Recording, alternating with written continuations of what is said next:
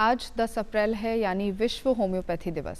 आज के दिन हम याद करते हैं होम्योपैथी के संस्थापक डॉक्टर सैमुअल हैनीमैन को, जिन्होंने सिद्धांत दिया था कि समान ही समान को ठीक करता है। नमस्कार दर्शकों, मैं हूं ईशा सिंह और आप देख रहे हैं हेलो डॉक्टर। आज हम बात करेंगे होम्योपैथी एक ज़रूरत यानी आज की ज़रूरत। आज हम बात करेंगे इस विज्ञान पर। यह एक नर्म लेकिन असरदार विज्ञान है जो हमें बताता है कि इलाज सिर्फ शरीर का नहीं बल्कि मन और आत्मा का भी करना चाहिए। आज के दौर में जहां मेडिकल साइंस इतनी ऊंचाइयां छू रहा है, ऐसे में सवाल उठता है कि क्या आज के समय में भी होम्योपैथी उतनी ही प्रासंगिक है। इस तरह के सवालों के जवाब देने के लिए हमारे साथ मौजूद हैं homeopathic medical officer doctor Ramesh Kumar सबल, जो हमें होम्योपैथी के विज्ञान और उसके बारे में गहराई से हमें बताएंगे। सर नमस्कार, आपका बहुत बहुत स्वागत है। थैंक यू मैम, और सभी को होम्योपैथी दिवस पर आपको आपके दर्शकों को बहुत बहुत बधाई और शुभकामनाएं। तो दर्शकों आइए चर्चा की शुरुआत करते हैं। सर सबसे पहले तो आप हमारे दर्शकों को बताइए कि अब चूँकि विश्व होम्योपैथिक दिवस है तो डॉक्टर सैमुअल हैनीमैन ने किस तरह से होम्योपैथिक की खोज की थी और ये जो सिद्धांत दिया था उसके पीछे का वाकया क्या है, किस्सा क्या है? देखिए मैम, सबसे पहले तो हम यही बताएंगे कि डॉक्टर जो हैनीमैन थे वो खुद एलोपैथिक डॉक्टर ही थे और उन्होंने 24 साल की एज में एमडी मेडिसिन की डिग्री ले ली थी। उस दौरान वो डिग्री के लेने के बाद जब वो प्रैक्टिस कर रहे थे, 4-5 साल जब प्रैक्टिस की, तो उन्होंने कुछ चीज़ें ऐसी देखी कि एलोपैथिक दवा देने के बावजूद कुछ पेशेंट बार बार आ रहे हैं या ठीक नहीं हो रहे हैं, या पर्टिकुलर सिम्टम्स के लिए जो उनका ट्रीटमेंट किया जा रहा है उसमें वो सेटिस्फाई नहीं थे। उन्होंने उस समय एक शब्द बोला, एक वाक्य जो पूरा मैं आपको बताता हूँ। मेरा कर्तव्य बोध मुझे इन अज्ञात दवाओं के साथ अपने पीड़ित भाइयों की अज्ञात रोग स्थिति का इलाज करने की अनुमति नहीं देता। इस तरह से अपने साथी मनुष्यों के जीवन के प्रति हत्यारा या अपराधी बनने का विचार मेरे लिए सबसे भयानक था। इतना भयानक और परेशान करने वाला कि मैंने अपने विवाहित जीवन में पहले वर्षों में अपना अभ्यास पूरी तरह से छोड़ दिया और खुद को केवल रसायन विज्ञान और लेखन की तरफ व्यस्त कर लिया। तो इस दौरान उन्होंने जब लेखन में वो पार्टिसिपेट कर लिया, उन्होंने प्रैक्टिस पूरी तरह छोड़ दी, तो उसके बाद वो एक कुलिंस मैट्रे मेडिका को इंग्लिश टू जर्मन ट्रांसलेट कर रहे थे। उस समय उन्होंने एक सेंटेंस देखा जिसमें लिखा हुआ था कि a substance produce any symptom in healthy body can cure in sick person a similar symptom. मतलब कहने का मतलब उनका ये था कि कोई भी सब्सटेंस जिसमें मेडिसिनल प्रॉपर्टी है और वो हेल्दी पर्सन में कोई सिम्टम पैदा करता है, तो वैसे सिम्टम उसी के समान सिमिलर सिम्टम यदि किसी सिक पर्सन बीमार व्यक्ति में है तो वो उसको ठीक करने की उसमें प्रॉपर्टी होती है। तो वहीं से उनका जो एक वर्ड्स था लाइक क्योर लाइक्स, जो बाद में जाके सिमिलम क्योरेंटर, मतलब समान को ही ठीक करता है, ये इसका ओरिजिन हुआ। और 1789 में उन्होंने एक नया वर्ड बोला, उसका नाम दिया एडवांस डॉक्ट्राइन, मतलब एक नई चिकित्सा पद्धति, जो बाद में जाके 1796 में होम्योपैथी से उसको जाना गया। और होम्योपैथी का मतलब भी होता है, होम्यो मतलब सिमिलर, पैथोज मतलब सफरिंग, मतलब ऐसी जो भी सफरिंग है पेशेंट को, उसके जो भी सिम्टम है, तो उसी की प्रकृति ऐसी दवा जिसमें वही सारे लक्षण हैं वो उसको ठीक कर सकती है। यानी होम्योपैथी को एडवांस्ड डॉक्ट्राइन भी बोलते हैं। और वे एलोपैथी के भी डॉक्टर थे। हाँ, वो स्वयं एलोपैथी के डॉक्टर थे और फिर उन्होंने एक नई पैथी को इजाद किया। सर ट्रेडिशनल और होम्योपैथी में क्या अंतर है? जैसे हम बात करते हैं ट्रेडिशनल वाली, बेसिकली इसमें जो डिफरेंट यही है कि एलोपैथिक का सबसे अच्छी बात तो है कि एलोपैथिक वर्ड भी उन्होंने दिया था। अच्छा। हाँ, तो एलोपैथिक वर्ड का मतलब, एलोज का मतलब अपोजिट और पैथो वही सफरिंग, मतलब उसमें जो ट्रीटमेंट दिया जाता है कि अपोजिट नेचर होता है उसका। कहने का मतलब हम समझ सकते हैं इसको बड़ी आसानी से, हमारे दर्शक भी आसानी समझ सकते हैं। एंटीबायोटिक, पेन किलर, है ना, एंटीवायरल, इसका मतलब ये है कि वो जो ट्रीटमेंट एलोपैथिक में होता है वो टारगेटेड सिम्टम होता है, मतलब सिम्टम्स का इलाज किया जाता है। उसमें कंडीशन ये हो सकती है, जहाँ तक सिम्टम मेडिसिन से ठीक होते हैं उससे ठीक किया जाता है।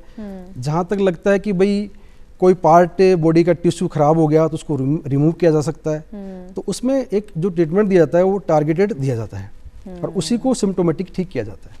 यानी एलोपैथी में सिर्फ एक स्पेस या एक बीमारी पर्टिकुलर को ऑर्गन पर्टिकुलर ऑर्गन को ठीक किया जाता है, किसी एक बीमारी को ठीक किया जाता है, लेकिन होम्योपैथी में पूरे एक इंडिविजुअल को ठीक किया जाता है। सर हम अक्सर बात करते हैं होम्योपैथी की, जब लोग कहते हैं कि ये बहुत धीमा इलाज है, इसका जो असर है वो बहुत धीरे धीरे दिखता है, तो क्या ये वाकई सच है? ये मैम आपका बहुत अच्छा क्वेश्चन है। ये भ्रांतियाँ आम जन में भी होती है, उनको लगता है कि ट्रीटमेंट बहुत स्लो होता है। एक्चुअली इसका फैक्ट ये है कि कोई भी, वैसे मैं सभी पैथी की बात करूं, जहाँ तक मैं समझता हूं कोई भी पैथी स्लो नहीं होती, कोई भी फास्ट नहीं होती, पैथी पैथी होती है और उसका ट्रीटमेंट जैसा होना चाहिए वैसा ही होता है। अपना एलोपैथिक में भी देखेंगे तो जो 80% जो बीमारियां होती हैं जो डेली रूटीन में आती हैं, एक्यूट केस आते हैं, वो सर्दी जुकाम, viral fever, diarrhoea, gastric pain, ये 80% जो बीमारियां होती हैं उनका इलाज 3-4-5 दिन में हो जाता है। 20% बीमारियां होती हैं जो या तो वो क्रोनिक हैं या फिर वो एक्सीडेंटल कोई ऐसा है, सीरियस कंडीशन है, तो उनका एक लंबा ट्रीटमेंट चलता है। होम्योपैथिक में ऐसा होता है 80% जो बीमारियां हैं, चाहे वो फीवर हो, चाहे वो कफ एंड कोल्ड हो, चाहे वो डायरिया, वोमिटिंग हो, सेम उतने ही दिन में ठीक हो जाता है जितने दिन में एलोपैथी ठीक करती है। अच्छा। इसमें सिलेक्शन ऑफ जो मेडिसिन होती है उसका प्रॉपर होना जरूरी है। यदि वो कर लेता है तो उतना ही टाइम लगेगा जितना एलोपैथी में हो सकता है, उससे पहले भी ठीक कर दे। अच्छा सर, हम अक्सर देखते हैं कि जैसे किसी को मान लीजिए जुकाम है, कोई बुखार है, छोटी सी कोई बीमारी है, सिर दर्द हुआ, तो हम पास के किसी मेडिकल स्टोर पे जाके दवाई खरीद लेते हैं, तो क्या होम्योपैथी में भी इस तरह से संभव है? उसका कारण ये है कि मैंने बताया ना 80% जो पेशेंट होते हैं या 80% जो एक्यूट में जो बीमारियां होती है उसमें जनरलाइज 20 से 25 मेडिसिन होती है एलोपैथिक में। आप अपने किसी भी पत्रकार या किसी को भेज के देखिए हॉस्पिटल में 80% जो पर्चियां होती हैं उनमें वही सिमिलर दवाइयाँ लगभग सेम से होती है। तो वो रूटीन में इस तरह प्रैक्टिस में आ गई है कि लोग बिना सलाह के ही ले लेते हैं। और वो ठीक भी हो जाते हैं जी। वैसे लेना नहीं चाहिए लेकिन ले लेते हैं। तो ऐसे ही होम्योपैथिक में भी बहुत सी मेडिसिन है, जैसे वहाँ होता है वैसे यहाँ होता है। यहाँ भी 15-20 मेडिसिन ऐसी है, यदि उनको ठीक से समझा जाए, पढ़ा जाए, तो पेशेंट उन दवाओं से जो एक्यूट की जितनी भी बीमारी 80% बीमारियाँ होती है मौसमी, वो ठीक हो सकती है और वेरी फास्ट। जितना समय एलोपैथिक लेते उतने में ही ठीक हो सकते हैं।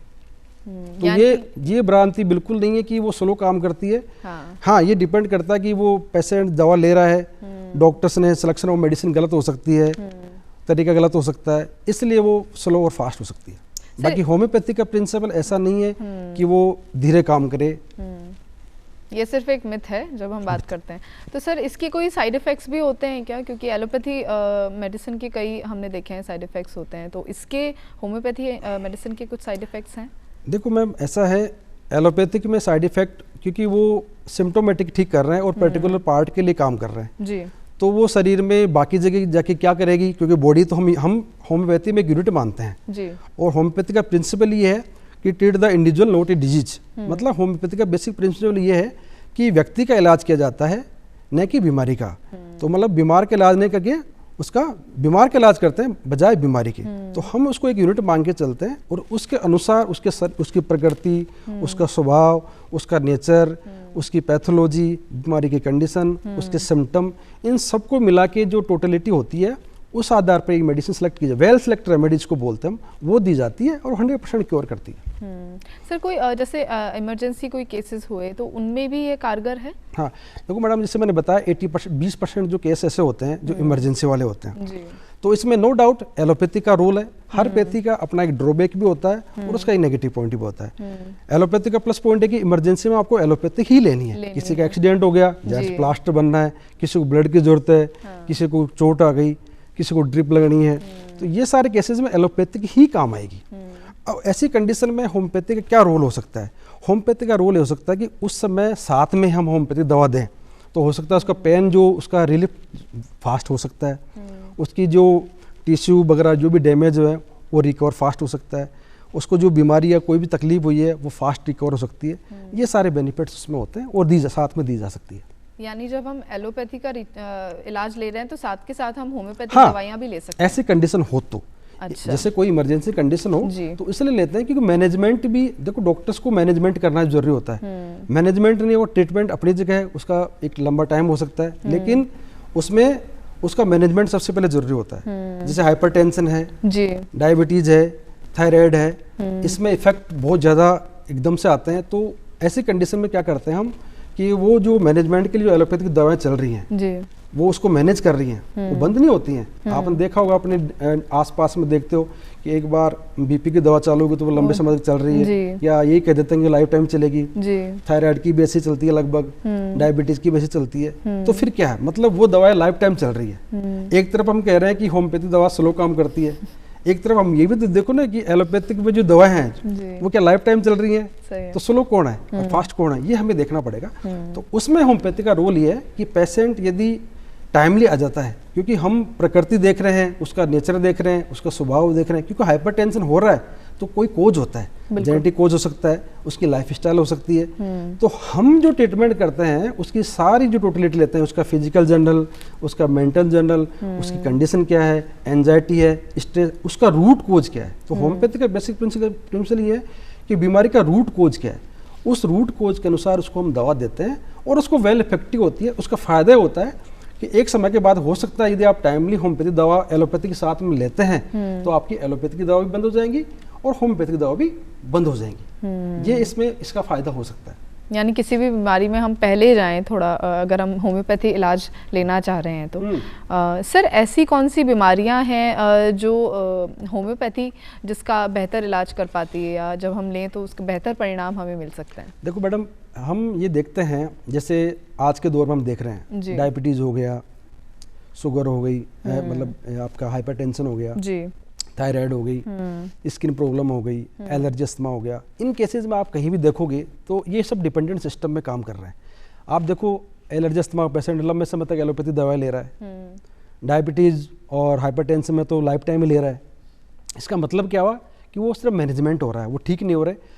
और अपने ये भी जानते हैं कि लंबे समय तक दवाई जब कंटिन्यू जाती है तो वो कहीं ना कहीं बॉडी के, चाहे आपका ऑर्गन्स, किडनी हो, लीवर, उस पर प्रेशर डालती है और नुकसान करती है। तो हो सकता है दो बीमारियां पहले से दो बीमारियां और साथ में जाती है। तो इसमें होम्योपैथी का बहुत अच्छा रोल है।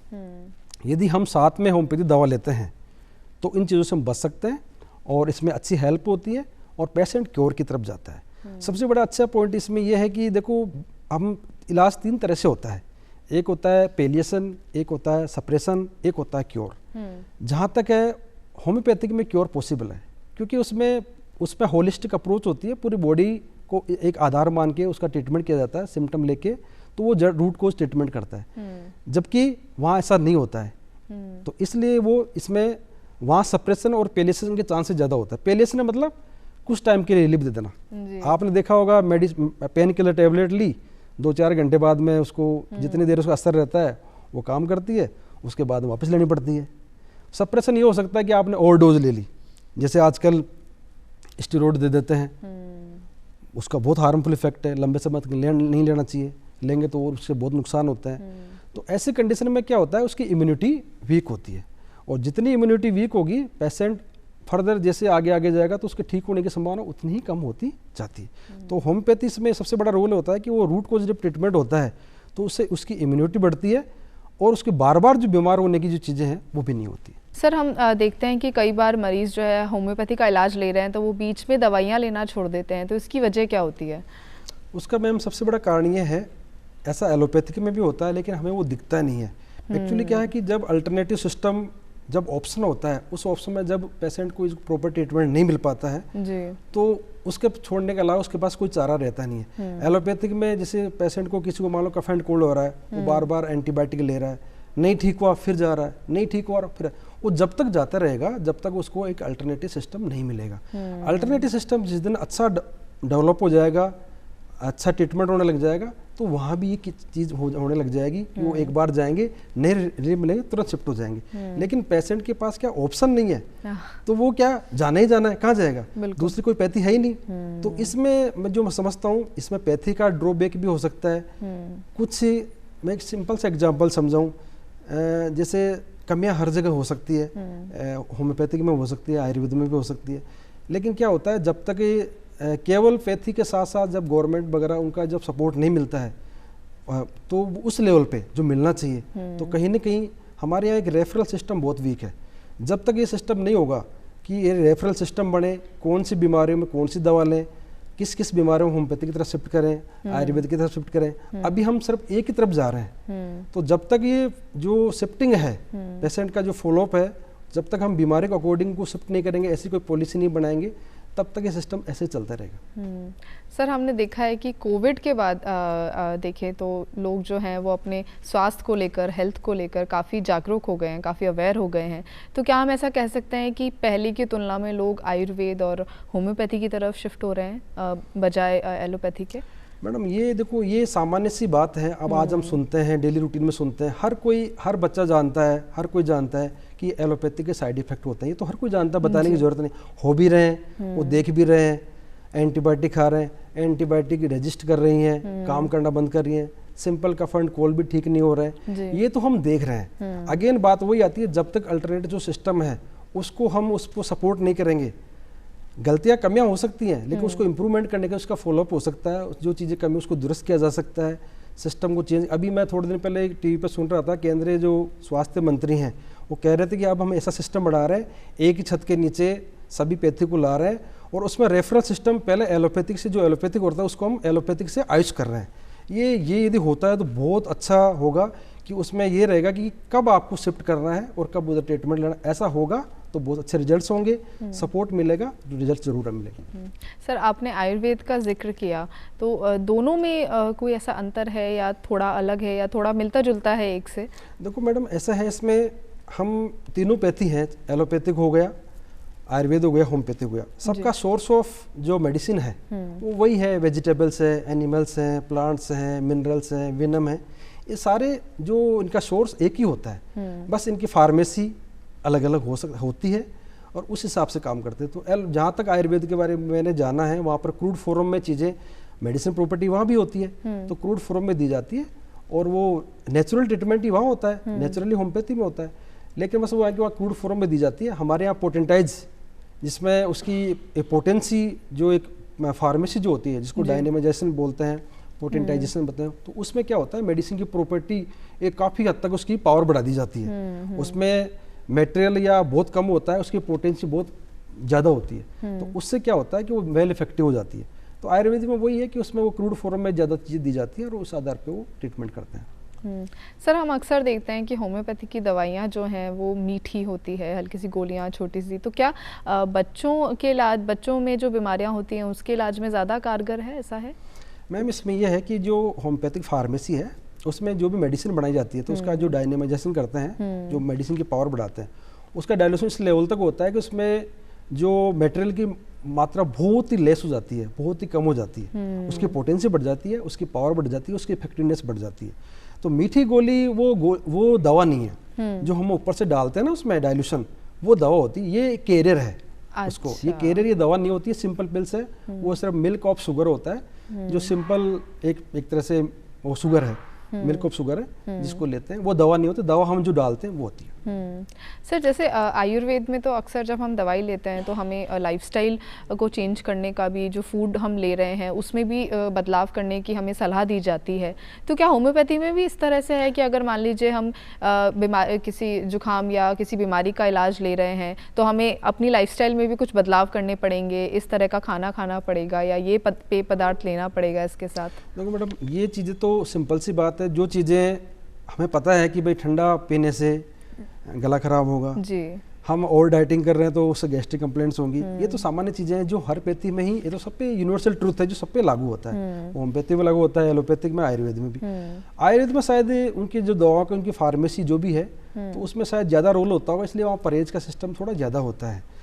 होम्योपैथिक में परहेज का ऐसा कोई स्पेसिफिक कुछ होता नहीं है, जो सामान्य जो परहेज होते हैं, जैसे ठंड कोल्ड हो रखा है तो आप ठंडा पानी क्यों पियेंगे, तो इन चीज़ों का, आपको पहले से गैस्ट्रिक कंप्लेंट्स है तो आप ऑयली चीज़ क्यों खाएंगे, तो ये हो सकता है। बाकी होम्योपैथी में अगेन वही चीज़ है कि हम पेशेंट को उसके सिम्टम, उसकी बॉडी, उसका नेचर, उसके सिम्टम इन सारी चीज़ों को देख के दवा दी जाती है। तो वो रूट कोज पे काम करती है, वो पर्टिकुलर सिम्टम्स पे काम नहीं करती, पूरी बॉडी पे काम करती है। इसलिए हमारे वहाँ परहेज की इतनी जरूरत नहीं पड़ती है।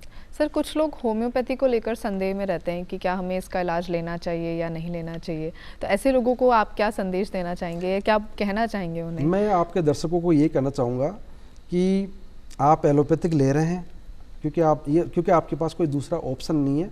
होम्योपैथिक हर जगह अवेलेबल भी नहीं है, शहरी क्षेत्र तक सीमित है। आप आगे देखते हैं यदि सरकारें चाहें तो PSC CSC लेवल पे यदि इन चीज़ों को कर दिया जाए तो मेरा ये मानना है कि जो 80% पेशेंट आते हैं जो सामान्य बीमारी को होते हैं, वो बर्डन सारा बहुत कम कॉस्ट के ऊपर उसको कम किया जा सकता है। कमियां हैं, कमी को दूर किया जा सकता है। और उसको मेरा ये मानना है कि अल्टरनेटिव मेडिसिन कोई भी होती है वो फ़ायदेमंद जब तक ही है। 100% एलोपैथिक में आ रहे हैं और वही 100 आपके होम्योपैथी आयुर्वेद में भी आ रहे हैं, तो मैं उसको बेनिफिट नहीं मानता। मेरा ये मानना है कि यदि आपके 100 पेशेंट आ रहे हैं और आपकी दवा काम कर रही है तो वहाँ का बर्डन 100 से 50 हो जाना चाहिए, तब मैं इफेक्टिवनेस उसको मानता हूँ। वही पेशेंट क्या कर रहा है, चलो मैं एलोपैथिक भी ले लेता हूँ, साथ में होम्योपैथी भी ले लेता हूँ, क्या फ़र्क पड़ रहा है, ये मैं नहीं चाहता। मेरा ये मानना है कि बिल्कुल क्लियर कट होना चाहिए कि हाँ, आप फीवर में दवा दे रहे हो तो फीवर आपकी दवा से ठीक होना ही चाहिए। कफ एंड कोल्ड हो रहा तो आप ठीक होना ही चाहिए, डायरिया हो तो ठीक होना चाहिए। वो जब ठीक होगा तो पेशेंट को ये लगेगा कि हाँ, मैं ऑप्शनल मेडिसिन मेरे पास है, मैं ले सकता हूँ। उससे क्या होगा, एलोपैथी का बर्डन भी कम हो जाएगा। और जब बर्डन कम होगा तो एक कम कॉस्ट के ऊपर काफ़ी हद तक बर्डन कम हो जाएगा। कम कॉस्ट के ऊपर लोगों को एक स्वास्थ्य अच्छी दवाई मिलेंगी, साइड इफेक्ट्स नहीं होंगे, साइड इफेक्ट नहीं होंगे, लोगों की क्वालिटी ऑफ लाइफ सुधरेगी। सबसे अच्छी बात है क्वालिटी ऑफ लाइफ सुधरेगी।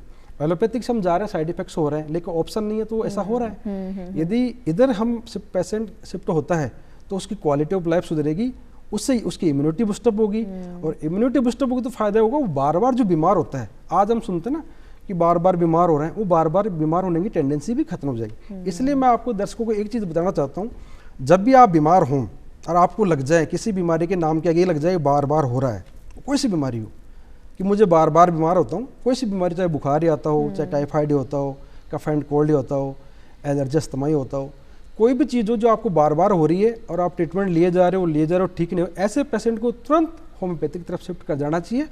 और पूरी केस टेकिंग है, अच्छा डॉक्टर सेलेक्ट करके वहाँ ट्रीटमेंट, वहाँ पर आपका क्योर भी होगा, आप ठीक भी होंगे, आपकी बीमारी भी खत्म होगी। हाँ, मैं दर्शकों के लिए एक बात ये बता दूं कि ये मैं पर्सनली अपनी पैथी के बारे में बता रहा हूँ कि आप जब भी डॉक्टर सेलेक्ट करें तो इस चीज़ का विशेष ध्यान रखें कि जो भी डॉक्टर आपको दवा दें वो आपकी प्रॉपर केस टेकिंग सुने, पूरी आपकी हिस्ट्री जाने, बीमारी कहाँ से क्योंकि जब तक आप रूट कोज ट्रीटमेंट कब करोगे, जब तक आपकी हिस्ट्री पूरी नहीं लेंगे। तो वो पूरी बात सुने, आपकी पूरी केस टेकिंग करे, सारे सिम्टम देखें, जो भी उनको देखना है वो देखें, उसके बाद में वो एक फाइनल मेडिसिन सेलेक्ट करें और मिनिमम दवा दे। प्रिंसिपल है मिनिमम डोज मैक्सिमम इफेक्टिव, ये होम्योपैथी का प्रिंसिपल है। आपको दवा कम से कम दे, मैं कहता हूँ आपको सिंगल दवा दे। सिंगल दवा दे तो समझो डॉक्टर आपके लिए मेहनत कर रहे हैं और आप वो देख रहे हैं। आप गए, आपने अपना सिम्टम बताया और एलोपैथी की तरह आप वहाँ डॉक्टर से 10 दवा प्राप्त करते हो, ये ले जाओ, ये ले जाओ, तो आई थिंक वो होम्योपैथी प्रिंसिपल के अगेंस्ट है। और वो होम्योपैथी फिर वो प्योर होम्योपैथी नहीं है और वो काम भी नहीं करेगी। और कहीं ना कहीं फिर होम्योपैथी को ब्लेम होगा कि होम्योपैथी काम नहीं करती है। तो सबसे पहले आपको ऐसा डॉक्टर सेलेक्ट करना है जो मिनिमम दवा दे और आपकी पूरी केस ले, केस स्टडी करे, उसके बाद सिंपल दवा दे, वही बीमारी आपकी सारी बीमारियों को ठीक करेगी। सर, जैसा आपने बताया कि जब हम बार बार बीमार पड़ रहे हैं, बार बार कोई बीमारी हमें लग रही है, तो ऐसे में हमें होम्योपैथी की तरफ शिफ्ट हो जाना चाहिए। तो सर, अंत में आप कुछ 2-3 बीमारियों के नाम ऐसे बता दीजिए कि जब हम होते हैं तो हमें पहले होम्योपैथी की तरफ जाना चाहिए, उसके बाद अगर हम चाहें तो एलोपैथी की तरफ शिफ्ट हो सकते हैं। जैसे स्किन डिजीज है, अच्छा, एलर्जी अस्थमा है ना, रूमेटॉइड आर्थराइटिस वगैरह हैं, जॉइंट्स पेन वगैरह हैं, जिन ऐसे ये बीमारियां एलोपैथिक में, या डायबिटीज, शुगर जो भी हैं, या हाइपरटेंशन है, ये बीमारियां ऐसी हैं जिनका या तो जेनेटिक कोज होता है या फिर लाइफ स्टाइल होती है या एनवायरमेंटल कोज होते हैं। ये बीमारियां वहाँ सिर्फ मैनेजमेंट होती है। तो ऐसी बीमारियों में आप यदि ज़्यादा आपकी कंडीशन ख़राब है तो साथ साथ भी ले सकते हैं, और आपको लगता है कि नहीं ज़्यादा ख़राब नहीं है तो आप होम्योपैथी की तरफ शिफ्ट हो सकते हैं, ताकि इससे आपकी केस टेकिंग प्रॉपर होगी और आप क्योर की तरफ जाओगे और आप ठीक हो जाओगे। तो दर्शकों, आज हमने जाना कि होम्योपैथी का इतिहास जो है लगभग 200-250 साल पुराना है, लेकिन ये आज के समय में भी प्रासंगिक बनी हुई है। अगर हम एलोपैथी का इलाज ले रहे हैं तो उसके साथ साथ हमें होम्योपैथी का भी एक विकल्प रखना चाहिए। और अगर आप बार बार बीमार हो रहे हैं, बार बार आपको जुकाम या खांसी लग रही है, तो हमें एक बार होम्योपैथी की तरफ शिफ्ट होना चाहिए।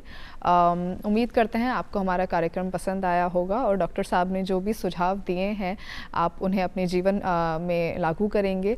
उम्मीद है आपको कार्यक्रम पसंद आया होगा। खुश रहिए, स्वस्थ रहिए। धन्यवाद। नमस्कार।